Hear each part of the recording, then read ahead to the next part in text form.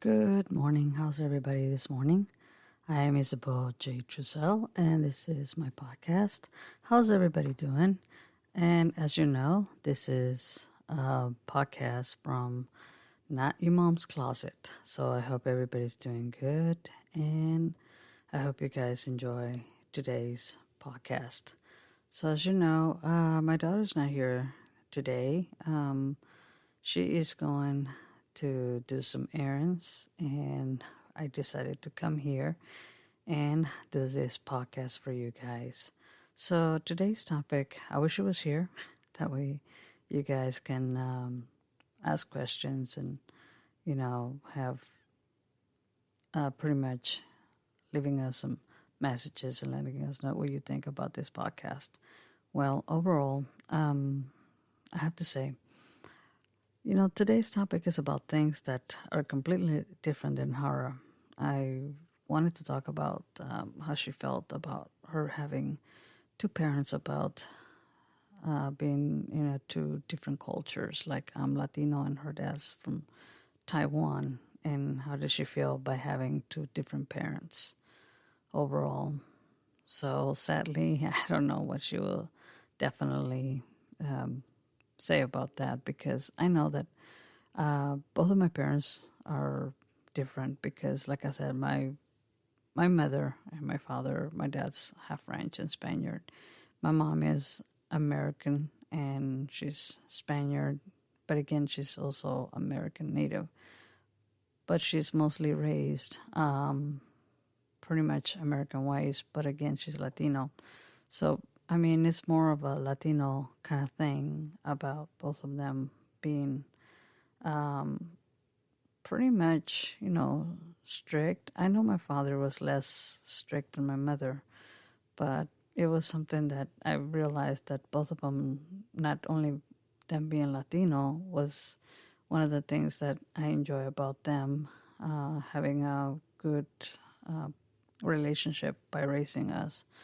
But when my dad was no longer in the picture, it was just my mom.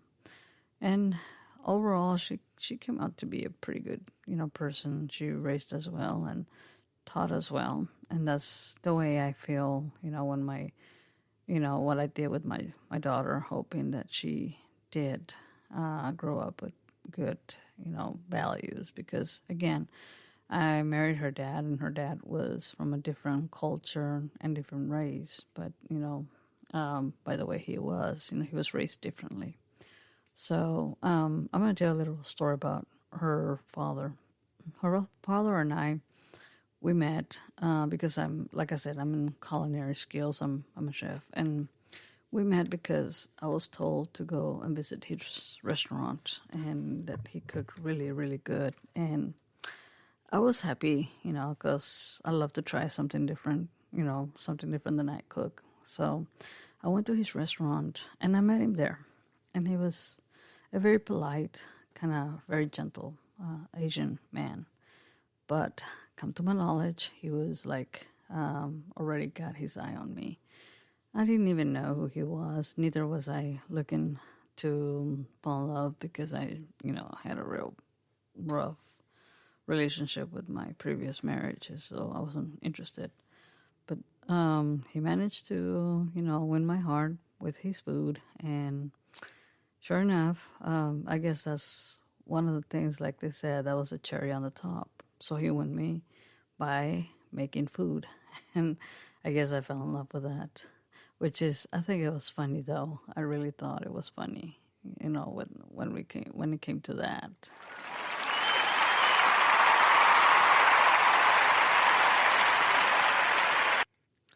Yeah, that's what happened after that. But overall, I have to say that he really did win me with his food.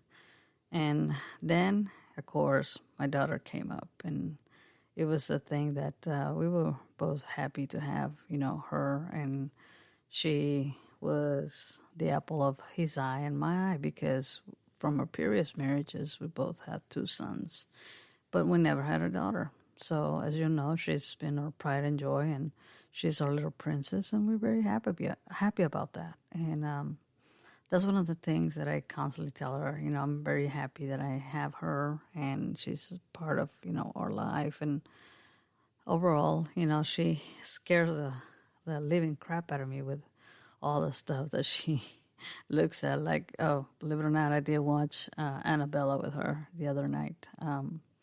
We were supposed to come in yesterday, and I know we were supposed to come and do a podcast, but again, she's been busy, and there's times that I won't be able to get her to do podcasts with me. So you have to excuse her, not coming here this morning because she has other stuff, and I am the only one here at home. So that's why I'm doing this podcast for her and me. But again, let me tell you a little story about him. Now, I'm going to tell you my perspective when I met him and what his thoughts and values were. Now, he's a kind of lenient, more laid-back kind of father, right? He's mostly a working person. He decided that when I became pregnant with my daughter, he said, well, I'd rather you stay home and take care of, our daughter, and I'll do the rest. I'll be, the working father, and you stay home. So sure enough, I stayed home. I took care of my baby, and I pretty much became a stay-home mom until I had my second child. But really, her was a real joy for both of us when she came to this world. And he decided for me not to work ever until our kids are fully grown. And as of course, they are fully grown now. And I decided to work with him for a while after, they were grown. And we went our separate way because, again, I was not going to compromise, on my cooking.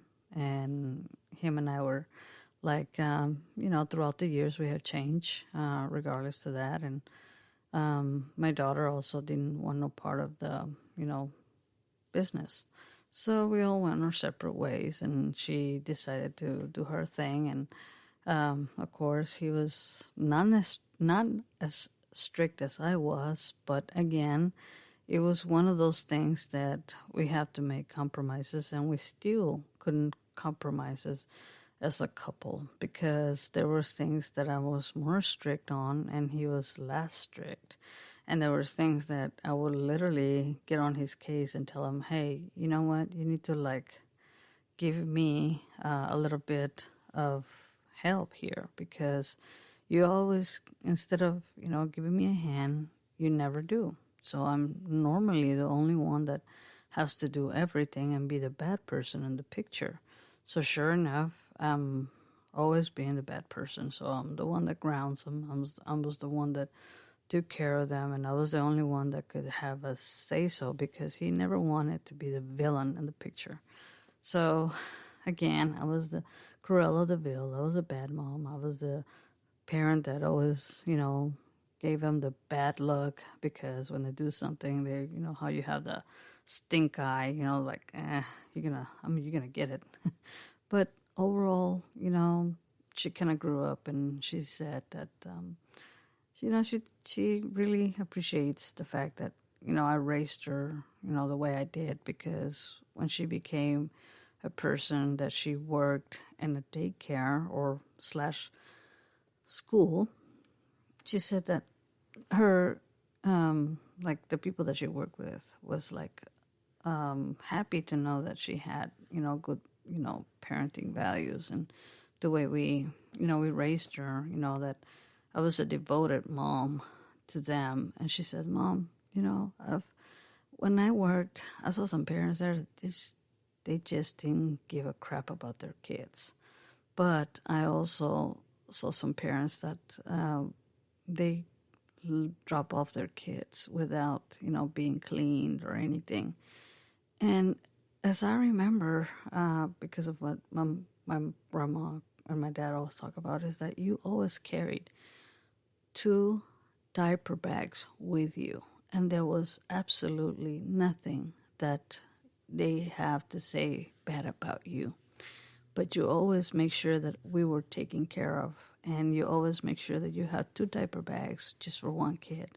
can you imagine with me and my brother, because they were 9 months apart, and I was like, I can imagine what it was, how difficult it was for you, for me and my little brother.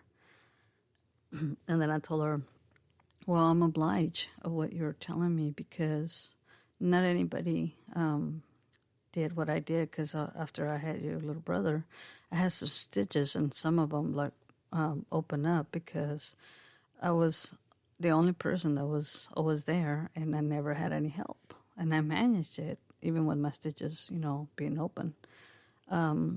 But overall, I have to say, I did it on my own. I never had any help, and your dad was no help either. So I can't say anything about it, and I can't even tell, that I'm happy about it. But overall, I did it because I wanted to be your mom. I wanted to give you the best love and comfort and be there for you. So I'm happy I did it. And I didn't care about my stitches being open, because I know overall at the end, I know I raised my little girl to be a nice young lady. And not only that, is because I want to devote my whole entire life for you and your two brothers. And I became a stay-home mom and gave up my dreams and everything just to be your mom, which my dream was to be your mom and to have you here with me now. So you have to understand that my biggest dream was being your mom, because I had previous boys, and so did my husband, so at the time. And she said, Mom, I'm happy that you have me and my two brothers, and you did a good job with both of us, with all three of us, with all three of us, because no matter what, you always got our back. If we need something, you're always there. And if we are like, we don't feel like in a certain mood, that we don't want to be in a certain place, like she would literally said, Mom, I was always texting you from school, and there wasn't anything that you would say no to. Matter of fact, there was times that I just didn't feel like being at school, and I'll text you and you said, I'm coming, without you griping or fussing or getting mad at me or bitching at me like some parents do. You were the only one that never did that. You would just tell me, why do you want to be picked up? And I literally told you why, and you said, oh, okay. You never had a problem with it. And I never did. Overall, I never did. I was strict, though, and she did say I was strict. But overall, she said, you were not a bad parent. The problem is that I guess because you didn't have, the parenting, how can I say, your parents were not as close to you like you are to me. And again, there was things that Grandpa and Grandma weren't there for you. So I totally get it if you didn't have an amazing childhood, because after, they were separated and you came here, it was difficult for you, and you didn't have the ability of being, like you wanted to be. So, I mean, I get it, Mom. And we do, we laugh and we cry about things. And I go, you know what? I mean, my parents did the best they could when they were together. But after their marriage fell apart, I totally lost my parents. So, I mean, it's like my parents changed, gave me a 360-degree change. So I told her, yeah, it was hard. Yeah, there was many nights and many days that I cried, because I like, from having, a castle to have that castle being, shattered to pieces and fall apart. I became, just a person with, no life, no nothing, until you came in the picture in my life, and I was happy about it. And that's why I always tell people, cherish the moment, cherish what you have at the, the time being, because after all, I mean, nothing lasts forever. I have to say, I mean, I didn't know from morning to nighttime I was going to lose my home, my parents, and my whole entire life, right? So I mean, that's why I'm thankful that I give them the things that I give them, and that I devote myself to them, and I give them what I can, and what I cannot, I tell them, you know what, you got to be thankful for what you have and what you don't have, because if you have it, it's good. If you don't have it, it's still good, because if you don't have it, it's because it's not the time, and it's not, and you don't need it at that moment. So you got to be thankful for what you have. And a lot of people, sometimes don't even appreciate what they have. And that's what I tell her. I said, you know what? Be thankful that you have the ability of having both of your parents, even though we don't see eye to eye, but you got both of us. And you can talk to both of us. And we're going to be there regardless of, your ups and downs. And you hate us when you hate us, and you're a lover when you will love us when you love us. There will be times that you are like literally, don't want to be with us, and we get it. I mean, we get it, because I know there's a teen age that they don't want to be with us, and they hate us to the very core, because we try to do what we can, and we can only offer the best, but they don't think about that until they're grown and they realize, hey, you know what? I'm sorry for not listening.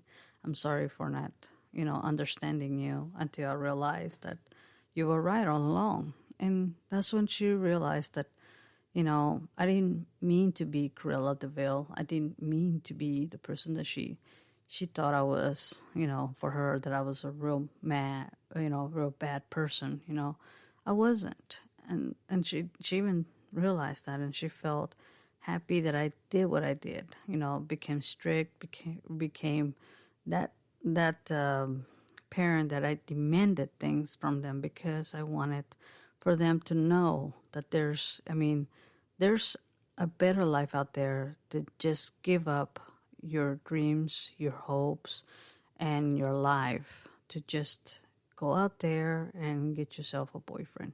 And I even told her, I said, hey, there's more to life itself. Don't just become a teen parent. There's better life. There's a better life out there than being a teen parent. And sure enough, I'm blessed. She did not become a teen parent, because she was, like she said, I was so strict. I was so mean to her, and I did not, let her go out with friends. I did not let her mingle. I did not let her do anything. But again, she did eventually got out, lived on her own, and she admitted, you know what, Mom, I appreciate what you did for me, because I realized that life isn't better than, what it is at home. It's not as always, like the meaning say, it's not always green on the other side. No, it's not. I told her I've been there, done that. I got married young and a teenage. And you know what? I never got nothing good out of it. But you guys. And you know what? Because of that experience, I wanted to teach you that it's not easy being a teen parent, because I've been there. And I didn't want you to be like me and not enjoy your life to the fullest, because you can enjoy your life to the fullest if you go out there and explore what's out there. But if you're a parent, you can't even do that. So that's why I was their Cruella de Vil, and their dad could care less. He's more of a person that he will love their kids, and he would just say yes, yes, yes, yes, yes to everything. I mean, if they did something wrong, he will definitely bribe them with an iPad or an iPhone or things like that, instead of like getting after them like I did. And that was the only part that I kind of struggle with them. And yes, that's why I was Cruella de Vil. But that was my perspective of them not liking me, as a parent. On the other hand, I wish I could ask a little bit more about what she felt about her dad and me being Cruella de Vil. But I'm hoping that she will come here and she will give you her dad's side of her perspective on her dad than me. So I hope you guys have a great morning, and thank you so much for listening to us. And I hope you guys like podcast. And again, I'm sorry Andrea's not here this morning, but overall, I hope you guys like it and you guys have a great morning, and we'll see you later. Bye-bye.